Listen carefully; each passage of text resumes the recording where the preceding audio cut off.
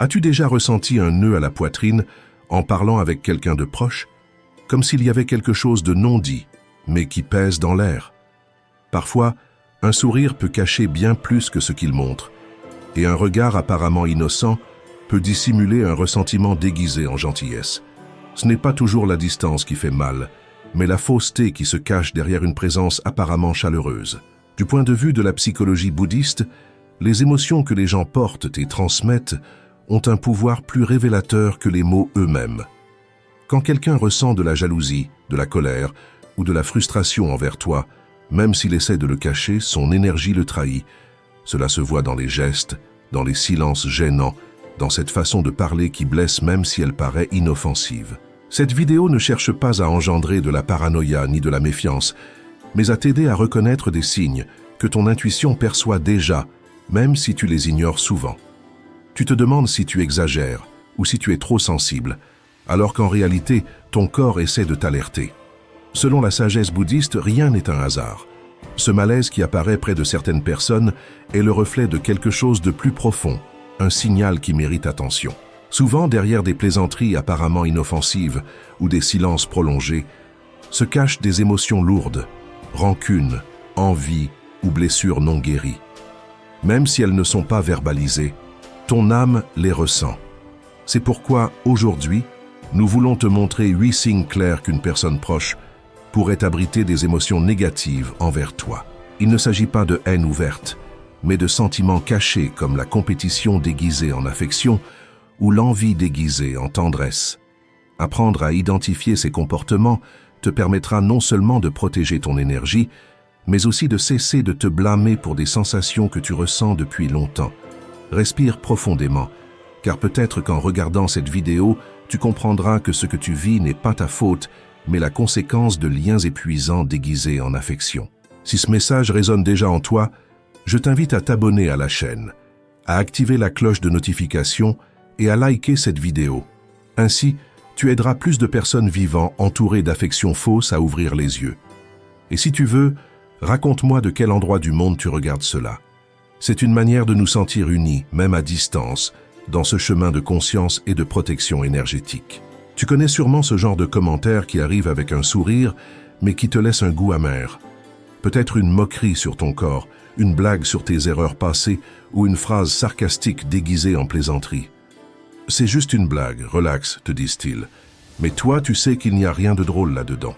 Beaucoup de personnes qui ressentent des émotions négatives envers toi ne les expriment pas ouvertement, mais recourent à des formes socialement acceptées d'agression.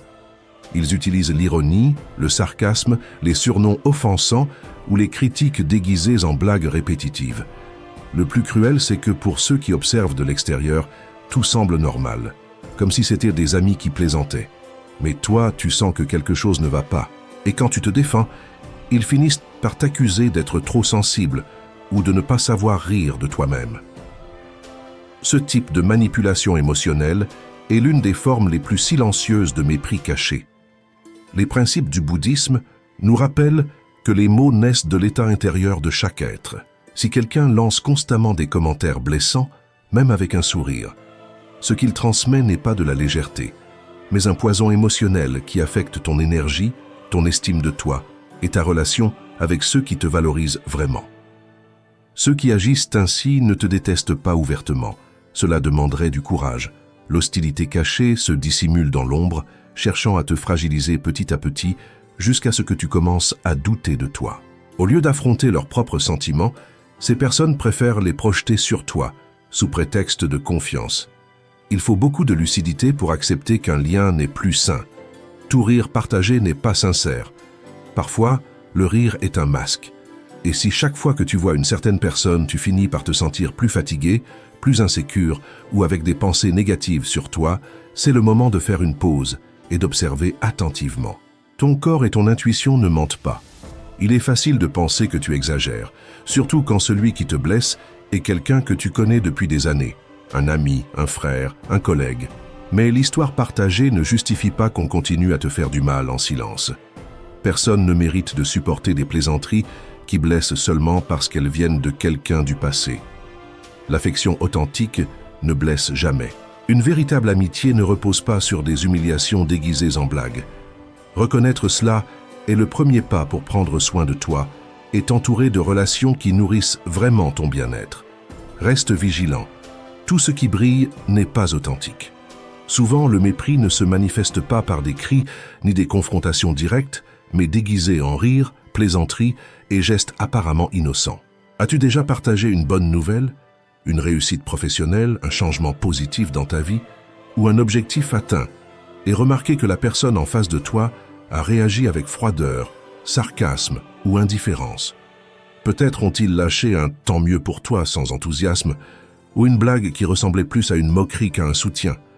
Ce n'est pas une question d'humilité ni de manque d'intérêt. Parfois, quand tu progresses, tu éveilles chez les autres des insécurités qu'ils ne veulent pas affronter. Des personnes qui portent en elles rancune, frustration ou jalousie ont souvent du mal à célébrer sincèrement le bonheur des autres. Tes réussites deviennent, malgré elles, un miroir qui leur rappelle ce qu'ils n'ont pas pu atteindre. Et au lieu d'affronter ce malaise, elles préfèrent diminuer la valeur de ta croissance. Ce type d'attitude passe souvent inaperçu car il se camoufle derrière des phrases réalistes, des blagues ou des conseils déguisés en préoccupation. Mais si tu y prêtes attention, tu remarqueras qu'à chaque fois qu'il t'arrive quelque chose de bien, son regard fuit, son ton change et son énergie ne vibre plus de la même manière. Parfois, il sourit même, mais il y a un poison subtil dans leurs paroles. Ta lumière les dérange parce qu'elle éclaire les ombres qu'ils préfèrent garder cachées. Du point de vue bouddhiste, ce comportement naît de l'ego, cette partie qui se sent menacée quand quelqu'un d'autre prospère. Ce n'est pas qu'ils te détestent, ils se perçoivent simplement eux-mêmes dans le manque. Dans leur esprit, ton succès équivaut à leur échec. Ils ne le font pas toujours avec de mauvaises intentions. Dans bien des cas, ils n'en ont même pas conscience. Mais leurs actions révèlent une vérité plus profonde que leurs mots n'admettront jamais. Avec le temps, ces petites attitudes érodent ta confiance. Ils ne t'attaquent pas directement, mais te blessent par des détails, des commentaires qui minimisent, des gestes qui excluent, des silences qui font mal. Sans t'en rendre compte, tu commences à te remettre en question, à te justifier trop souvent, voire à sentir que tu dois demander la permission d'être heureux. Et cela n'est jamais sain. Tu n'as pas besoin de couper les liens avec tous ceux qui n'applaudissent pas tes succès, mais il est essentiel de reconnaître qui te pousse en avant et qui te freine. L'amitié authentique est celle qui célèbre avec toi-même dans ces jours difficiles. Si quelqu'un ne peut pas te voir briller sans se sentir mal à l'aise, le problème ne vient pas de toi. T'as-t-il déjà arrivé qu'une personne se montre charmante et proche quand vous êtes seul, mais change complètement en présence d'autres? Cela peut être cet ami qui t'écoute, te soutient et semble t'apprécier, mais dès qu'il est en groupe, il se tient à distance, t'interrompt ou t'ignore complètement. Cette transformation, plus courante que tu ne le crois, est un signe douloureux que quelque chose ne va pas dans ce lien. Cette déconnexion publique peut venir du fait qu'au fond, ils ressentent un mélange d'admiration et d'envie envers toi. Peut-être craignent-ils que les autres remarquent tes qualités, que tu éclipses ce qu'ils essaient de projeter. Ton authenticité, ta lumière naturelle, peut déranger ceux qui vivent en se comparant constamment. Le bouddhisme nous rappelle que l'ego insécure se protège en attaquant subtilement, jamais de front. Ces personnes peuvent rester dans ta vie, mais choisissent soigneusement le contexte dans lequel elles te valident. Seules, elles te louent et te font confiance. En public, elles agissent comme si tu étais quelqu'un d'autre. Tu n'as pas besoin de preuves, tu le ressens dans ton corps. Un silence inattendu, un regard qui t'exclut, une parole qui te diminue. Et quand tu essaies d'en parler, elles s'excusent. Je suis plus réservé. J'ai du mal à montrer de l'affection devant les autres. Mais tu sais que ce n'est pas de la timidité, mais de la peur. Peur que tu brilles plus. Peur de perdre leur place. Peur que les autres te préfèrent. Celui qui t'aime vraiment ne cache pas son affection. Il t'inclut dans les conversations, célèbre tes idées et te montre fièrement au monde. Si quelqu'un te minimise devant les autres, ce n'est pas par honte, mais parce qu'il y a quelque chose de non résolu entre vous. Et si tu as vécu cela, tu n'exagères pas. Ta perception est valide. Parfois, l'envie et l'insécurité se cachent derrière un faux amour. Le reconnaître est le premier pas pour protéger ta paix. Et il y a un autre comportement encore plus subtil, mais tout aussi révélateur. Quand quelqu'un de proche commence à t'imiter constamment, mais ne te mentionne jamais, peut-être ce collègue, cet ami ou membre de la famille qui semble absorber ton style, tes goûts, tes habitudes. Au début, cela peut sembler flatteur, cela peut même te faire sourire. Mais avec le temps, cela devient gênant. Ce n'est pas seulement de l'admiration, c'est de l'appropriation. Tu partages un livre qui t'a marqué, et quelques semaines plus tard, tu le vois recommandé comme si c'était sa découverte personnelle. Tu parles d'une routine qui t'a fait du bien comme méditer, lire le matin ou jeûner, et peu après cette personne la prêche, sans te donner aucun crédit. Le problème n'est pas qu'elle adopte ce qu'elle aime chez toi, c'est qu'elle t'efface du récit, qu'elle utilise tes idées, tes mots, tes découvertes, mais qu'elle t'exclut quand tu essaies d'approfondir ou de discuter. Elle te fait sentir invisible, comme si ta présence ne servait qu'à inspirer, mais que tu ne méritais pas d'être reconnu. Ce type d'appropriation silencieuse peut sembler inoffensif, mais avec le temps, il use. Pas parce que tu as besoin de reconnaissance constante, mais parce qu'il révèle un manque d'honnêteté émotionnelle. Parce que si quelqu'un apprécie ce que tu apportes, le minimum est de le reconnaître. S'il ne le fait pas, il est clair que ce n'est pas seulement de l'admiration, c'est une autre manière d'essayer de briller avec ta lumière sans t'inviter sur scène. Du point de vue de la psychologie bouddhiste, il existe un type d'envie qui ne crie pas, mais murmure. Parfois, une personne peut admirer ce que tu es, mais se sentir inférieure face à ta lumière. Alors, au lieu de te célébrer, elle commence à s'approprier ce que tu apportes sans te reconnaître. Elle aime ce que tu rayonnes, mais n'est pas prête à te valoriser pour cela, car le faire signifierait admettre que tu as quelque chose qu'elle n'a pas. Elle préfère copier en silence, se cachant derrière des coïncidences apparentes. Ce type d'imitation n'a rien à voir avec l'inspiration ni l'admiration saine. Il n'y a pas d'échange réel, ni de construction commune. C'est une absorption silencieuse de ton authenticité, utilisée pour élever sa propre image. Ce qui est le plus douloureux, c'est quand cette personne commence à recevoir des éloges ou une validation publique pour des idées, habitudes ou expressions qui sont nées de toi. Et même si tu le ressens comme un vol émotionnel, tu hésites à le dire par peur de paraître exagéré. Mais tu ne t'imagines pas des choses, ton intuition capte quelque chose de réel. Avec le temps, cette dynamique commence à t'épuiser.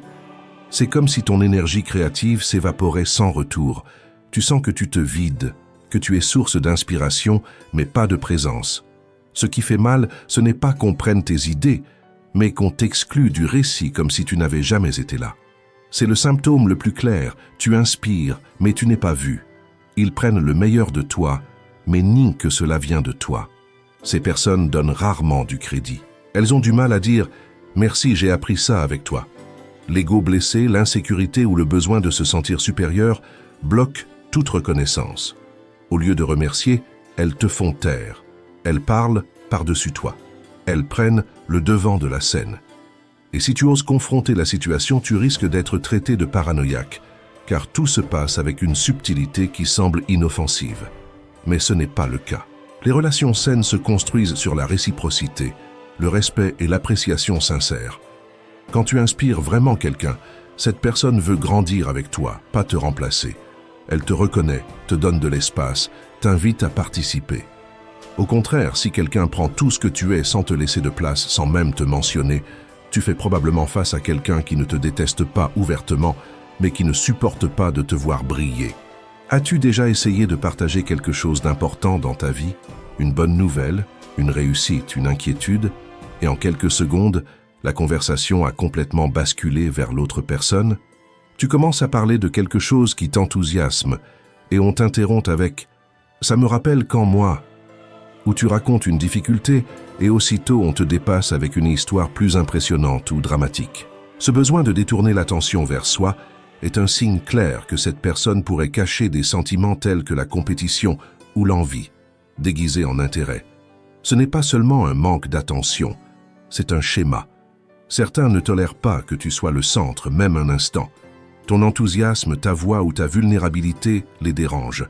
Le bouddhisme enseigne que lorsque l'ego est obsédé par la validation externe, il se sent menacé par l'attention que les autres reçoivent. Au lieu d'écouter, ces personnes ressentent l'urgence de reprendre le contrôle de la scène. Elles le font avec des phrases aimables comme « c'est intéressant » ou « je comprends ce que tu ressens », mais très vite, la conversation tourne complètement autour d'elles. Ce qui semblait être une connexion devient une lutte invisible pour l'attention. Le plus frustrant est que tu finis par te sentir invisible, comme si tes joies, tes peurs ou tes succès n'étaient pas si importants. Cette sensation de vide, de ne pas être écouté ni valorisé, est la preuve que tu es face à un échange émotionnel déséquilibré. Et ce qui est le plus trompeur, c'est que ce type d'attitude peut sembler de l'enthousiasme. Ils parlent avec énergie, se montrent attentifs, commentent des choses similaires aux tiennes. Mais si tu analyses, tu remarqueras qu'il n'y a pas de place pour toi dans la conversation. Ta voix s'efface, tes idées se perdent, ta présence est ignorée. Ils ne cherchent pas à connecter, ils cherchent à se mettre en avant. C'est l'ego qui essaie d'éteindre ta lumière pour garder la sienne allumée. La véritable connexion, selon une vision bouddhiste, naît de l'écoute compatissante et de la présence sincère. Quand quelqu'un t'écoute avec le cœur, tu le sens, tes paroles comptent, tes émotions ont de la valeur. Mais quand ils ne prennent que tes idées comme tremplin pour parler d'eux-mêmes, ils montrent qu'ils ne peuvent pas t'accompagner honnêtement. Ce qui semble être de la proximité est en réalité une insécurité déguisée en conversation. Après avoir parlé avec certaines personnes, tu peux sentir ton énergie s'effondrer sans raison apparente. Une sensation de fatigue, de dévalorisation ou même de confusion t'envahit. Ai-je trop parlé? Mon histoire n'était-elle pas intéressante? Ces doutes ne viennent pas de toi, mais de l'ego de celui qui détourne toujours le focus. Ceux qui ne supportent pas que tu brilles essaient souvent de détourner l'attention parce que ta lumière confronte leur insécurité intérieure.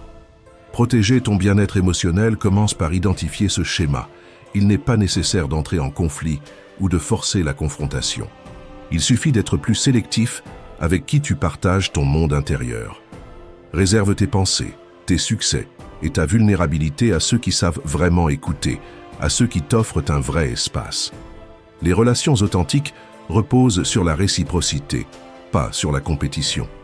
Si quelqu'un transforme constamment ta lumière en ombre, peut-être devrais-tu repenser la place qu'il occupe dans ta vie. Parfois, les signes les plus subtils sont les plus nocifs. T'est-il déjà arrivé que quelqu'un te donne un conseil bien intentionné, mais que, en le recevant, tu ressentes un nœud dans l'estomac ou que tu commences à douter de toi?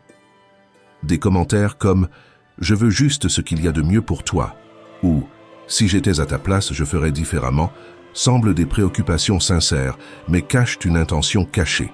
Cela peut concerner ta carrière, tes choix personnels ou même tes habitudes quotidiennes. Ce sont des critiques déguisées en inquiétude, émises par des personnes qui peuvent te nourrir jalousie ou ressentiment. Ces personnes critiquent rarement de manière directe. Elles le font avec un sourire, un regard de fausse compassion ou un ton doux qui masque le jugement. Tu ne crois pas que tu prends trop de risques ou « Es-tu sûr que cette personne est la bonne pour toi ?» semblent être des questions innocentes, mais elles portent une charge émotionnelle cachée. Elles sont conçues pour semer le doute, pour te faire remettre en question tes choix, ton chemin et même ta valeur.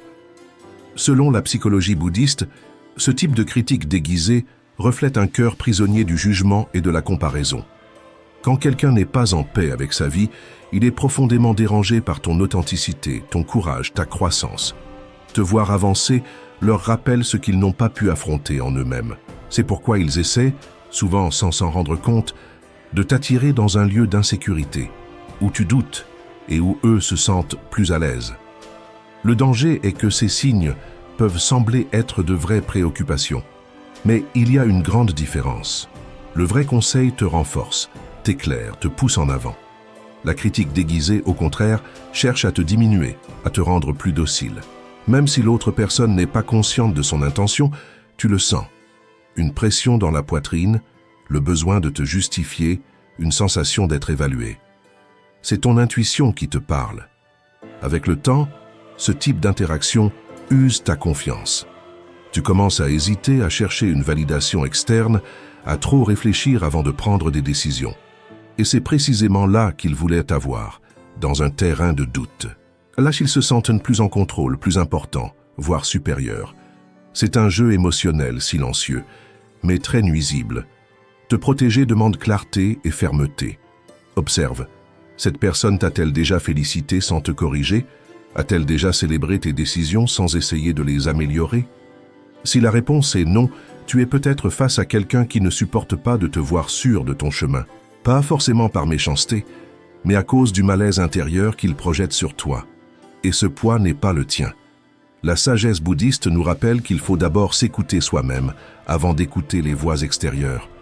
Ta sérénité intérieure est la boussole la plus fidèle. Si quelqu'un te fait constamment douter, même sous couvert de conseils, il est peut-être temps de poser des limites claires à sa présence dans ta vie. Choisis de t'entourer de ceux qui t'encouragent à être toi-même, sans peur, sans culpabilité, sans confusion. Un autre signe puissant d'une dynamique émotionnelle malsaine apparaît lorsque tu essaies de poser une limite. Peut-être as-tu dit « je ne peux pas en ce moment » ou « j'ai besoin d'un peu d'espace » et la réponse a été un silence gênant, des remarques passivo-agressives, voire des reproches comme « tu n'es plus comme avant ». Ces réactions cherchent à te faire sentir coupable d'exercer ton droit de prendre soin de toi. Quand quelqu'un se fâche à cause de tes limites, ce n'est pas une simple gêne. C'est le signe qu'il était peut-être habitué à avoir un accès illimité à ton temps, ton énergie ou ton attention. Et maintenant que tu décides de mettre un frein, il le prend comme une menace personnelle. En réalité, il n'accepte pas que tu sois maître de tes décisions, car cela lui enlève le pouvoir qu'il croyait avoir sur toi. D'un point de vue bouddhiste, poser des limites est un acte d'amour-propre et aussi de respect envers les autres. Cela sert à créer des liens plus sains et équilibrés, mais celui qui agit depuis l'ego peut interpréter ces limites comme un rejet ou une perte de contrôle. Si cette personne porte du ressentiment, de la compétition ou de la jalousie, ton indépendance devient un miroir inconfortable qui la force à affronter ses manques. Ce type de réaction te piège émotionnellement. Tu veux être gentil, préserver l'harmonie. Alors tu cèdes, même si intérieurement tu sens que tu te trahis. Chaque fois que tu abandonnes tes propres limites pour éviter une réaction négative, tu perds une part de ta paix intérieure. Et même s'ils ne le disent pas, ceux qui te manipulent émotionnellement profitent de ce déséquilibre. Ils te maintiennent dans une position où ils se sentent supérieurs ou plus en sécurité. Certaines personnes, quand on leur pose des limites, réagissent par le silence, un regard froid ou même des larmes. Il n'est pas rare qu'elles utilisent des phrases comme « je voulais juste t'aider » ou « tu me manques » pour t'enfermer dans un cycle de culpabilité. Soudain, tu te demandes si tu n'es pas vraiment égoïste, alors qu'en réalité, tu ne fais que te protéger. Maintenir tes limites demande du courage. C'est inconfortable, oui, mais nécessaire. La psychologie bouddhiste nous rappelle que la vraie compassion ne consiste pas à s'annuler pour les autres, mais à créer un équilibre où les deux parties peuvent grandir. Si quelqu'un ne sait pas accepter un non sans se blesser ni te faire sentir coupable, cela en dit plus sur ses propres insécurités que sur toi. Tu n'as pas la responsabilité de réparer l'ego blessé d'une autre personne au prix de ta paix intérieure. Observe comment tu te sens après avoir posé une limite. Si l'autre personne peut la respecter, même si cela lui coûte au début, c'est le signe d'une relation saine. Mais si au contraire elle répond par des remarques sarcastiques ou essaie de te manipuler pour que tu recules, alors il est peut-être temps de remettre en question la place qu'elle occupe dans ta vie. Ton énergie n'est pas infinie. Tu as tout le droit de la protéger sans culpabilité. Tu as peut-être aussi remarqué quelque chose de douloureux. Certaines personnes, quand elles te blessent, ne prennent jamais leurs responsabilités. Peut-être ont-elles dit quelque chose qui t'a fait mal, t'ont ignoré quand tu avais le plus besoin d'elles, ou ont agi de manière irrespectueuse. Mais quand tu le leur fais remarquer, leur réponse est toujours évasive. Désolé si tu t'es senti ainsi, ou ce n'était pas mon intention. Ce n'est pas un vrai pardon. C'est une façon d'éviter le poids de la culpabilité, te laissant avec le malaise. Un pardon sincère demande humilité, reconnaissance et volonté de réparer. Mais ceux qui portent des sentiments cachés comme la jalousie ou le ressentiment sont souvent incapables de l'offrir. Reconnaître qu'ils ont eu tort leur est insupportable, car cela affecte leur image ou le contrôle qu'ils souhaitent garder. Au lieu d'assumer leurs responsabilités, ils retournent la situation et te font passer pour quelqu'un d'exagéré ou de trop sensible. Selon la vision bouddhiste, cette incapacité à s'excuser révèle une déconnexion avec la compassion et un attachement profond à l'ego. Celui qui privilégie son orgueil au détriment de la douleur qu'il a causée choisit de protéger son image plutôt que de guérir une blessure réelle. Ce type de comportement est particulièrement fréquent chez des personnes qui, bien qu'elles paraissent affectueuses, ressentent au fond d'elles de la compétition ou de la jalousie. Peut-être se soucient-elles de toi à un certain niveau, mais leur monde émotionnel ne leur permet pas d'agir honnêtement, ni de t'offrir le respect que tu mérites.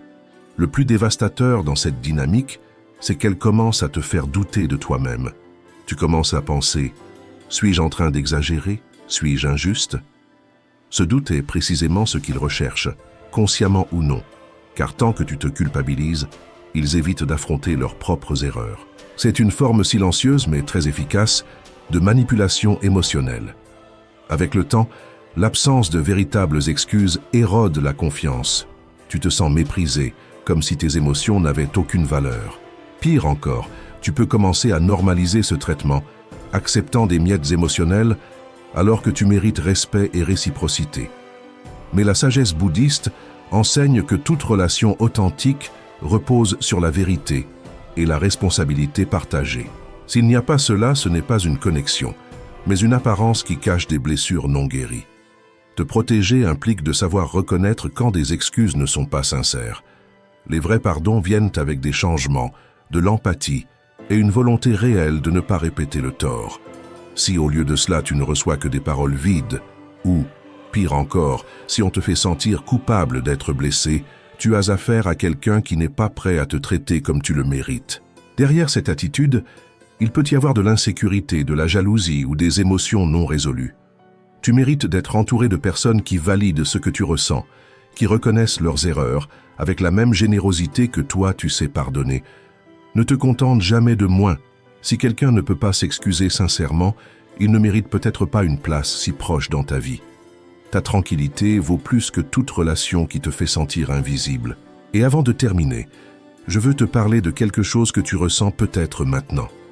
Découvrir que quelqu'un que tu aimes, un ami, un membre de ta famille, un partenaire, ne ressent pas la même chose pour toi, peut être une des expériences les plus silencieusement douloureuses. C'est comme réaliser que cette connexion que tu croyais profonde était en réalité fragile, ou peut-être n'a jamais existé comme tu le pensais. Ce type de douleur ne remet pas seulement en question la relation, mais ébranle aussi ton estime de toi. Mais le ressentir n'est pas une faiblesse, bien au contraire. C'est une preuve de ta sensibilité et de ta capacité à aimer. Et surtout, tu n'es pas seul. La psychologie bouddhiste enseigne qu'une grande partie de notre souffrance naît de l'attachement, du désir que les autres répondent comme nous l'espérons. Si quelqu'un ne répond pas à ton affection comme tu l'attendais, cela ne diminue pas ta valeur. En fait, ta capacité à ressentir, à donner, à te connecter est une force immense. Le problème ne vient pas de toi, mais de l'incapacité de l'autre à recevoir et à apprécier ce que tu offres. Parfois, leurs barrières intérieures, ressentiment, jalousie, insécurité, les empêchent de te voir clairement. Et tu n'as pas besoin de faire tomber ce mur. Prendre soin de ton énergie est un acte d'amour-propre. Cela ne signifie pas couper les liens avec colère, mais accepter que certaines personnes ne soient pas prêtes à vibrer avec toi. Et c'est très bien ainsi. L'essentiel est d'apprendre à orienter ta lumière vers ceux qui la valorisent vraiment, vers ceux qui te voient et célèbrent ton existence sans réserve. Ton énergie est comme une flamme précieuse. Elle n'a pas besoin d'éteindre qui que ce soit pour briller, mais elle ne doit pas non plus s'éteindre en présence de ceux qui ne savent pas l'apprécier. Il est naturel de ressentir de la tristesse ou de la colère en découvrant que quelqu'un de proche ne te rend pas l'appareil. Permets-toi de ressentir cela. Ne te punis pas d'avoir aimé, fait confiance ou investi en quelqu'un qui n'a pas su apprécier ton don. Rappelle-toi que même les moments difficiles sont des occasions de grandir. Chaque expérience te montre plus clairement où tu mérites d'être et avec qui. Parfois, les relations déséquilibrées ne viennent pas dans ta vie par hasard, mais comme de grands maîtres déguisés. Elles sont là pour t'enseigner à écouter cette voix intérieure, à te souvenir de ta valeur et à être plus conscient quand tu décides qui mérite d'être près de toi. Un bon exercice est d'observer comment tu te sens après avoir passé du temps avec certaines personnes. Te sens-tu plus léger ou plus lourd? Ton énergie se renouvelle-t-elle ou s'épuise-t-elle? Ton corps et ton âme savent tout. Il suffit que tu apprennes à écouter leurs signaux. Quand tu te surprends à justifier constamment tes décisions, à minimiser qui tu es ou à trop faire d'efforts pour maintenir une relation vivante, il est peut-être temps de faire une pause. Il ne s'agit pas de s'éloigner de tout le monde, mais d'avoir assez d'amour-propre pour ne plus chercher de l'affection là où elle n'est pas offerte de manière sincère. Ce n'est pas en tes mains de changer le cœur d'une autre personne, mais tu peux protéger le tien. Cela implique d'apprendre à poser des limites avec respect, mais avec fermeté. Cela implique aussi d'ouvrir ton cœur uniquement à ceux qui te valorisent vraiment. Des personnes qui célèbrent tes rêves, respectent ta vulnérabilité et se réjouissent de ta croissance. Et surtout, il s'agit de comprendre que tu mérites des relations qui te nourrissent, t'inspirent et te font te sentir aimé et vu tel que tu es. Ne te contente pas de moins. Ton énergie est précieuse, sacrée, et doit être partagée uniquement avec ceux qui savent l'apprécier. Rappelle-toi une chose très importante. La façon dont les autres te traitent ne définit pas ta valeur. Si quelqu'un ne sait pas reconnaître ce que tu offres, cela en dit plus sur ses manques que sur tes défauts. Alors continue d'être toi-même, authentique et lumineux, car le monde a besoin de cette lumière que toi seul peux offrir. Avec le temps, tu verras les bonnes personnes arriver, celles qui te soutiennent avec honnêteté, respect et un amour sans condition. Prends soin de ton énergie, car c'est ta connexion la plus profonde avec ce que tu es vraiment. Peut-être que pendant que tu regardais cette vidéo, tu as repensé à des situations ou des personnes qui t'ont fait sentir mal à l'aise. Et si c'est le cas, je veux que tu saches une chose. Tu n'exagères pas et surtout, tu n'es pas seul. Ce malaise est ton intuition qui te guide, te montrant qu'il est temps de te protéger et de choisir plus soigneusement qui tu permets de marcher à tes côtés. La sagesse bouddhiste nous rappelle que la vraie paix naît en nous, mais fleurit aussi lorsque nous sommes entourés de personnes qui respectent notre lumière et accompagnent notre chemin avec sincérité. Il ne s'agit pas de couper tous les liens, mais de savoir distinguer qui te renforce et qui t'affaiblit. Parfois, l'acte d'amour-propre le plus profond est d'apprendre à dire non à ce qui te blesse en silence. Si ce message a résonné en toi, je t'invite à t'abonner à la chaîne, à activer la cloche de notification et à laisser un j'aime. Ainsi, nous pourrons atteindre davantage de personnes qui ont peut-être besoin d'entendre ces paroles aujourd'hui. Et si tu veux, raconte-nous dans les commentaires quel de ces signaux t'a le plus touché ou quelle expérience t'a ouvert les yeux. Ton histoire peut aider quelqu'un d'autre à ne pas se sentir aussi seul. Merci de m'avoir accompagné dans ce voyage de conscience et de soin de soi. Continuons de grandir ensemble, d'apprendre à faire confiance à notre intuition, à valoriser notre paix intérieure et à construire des liens qui nous élèvent vraiment. À la prochaine vidéo et n'oublie jamais, ton énergie est ton trésor le plus précieux. Prends-en soin de tout ton cœur.